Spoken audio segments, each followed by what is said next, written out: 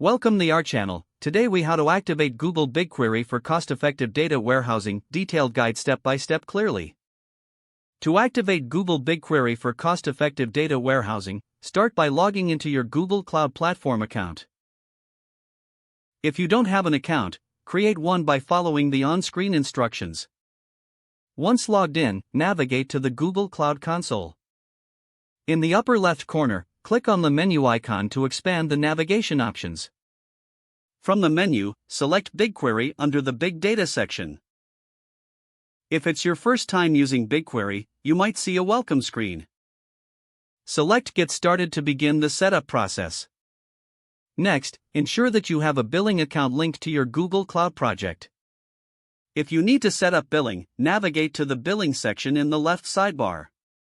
Follow the prompts to create a new billing account or link an existing one. Now, return to the BigQuery interface. You should see an option to create a new dataset.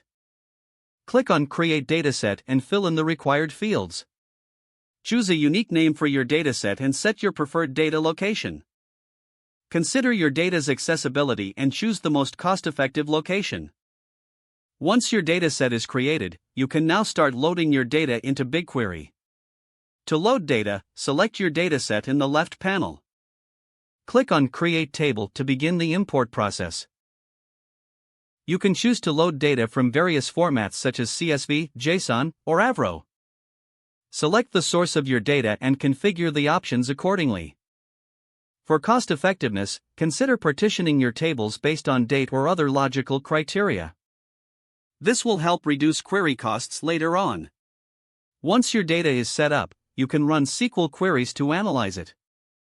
In the BigQuery interface, click on the Query Editor tab. Write your SQL queries and test them against your dataset. Evaluate the cost of your queries by checking the estimated bytes processed. This helps ensure you stay within a budget while optimizing performance. Consider using the BigQuery pricing calculator to further understand costs associated with storage and queries.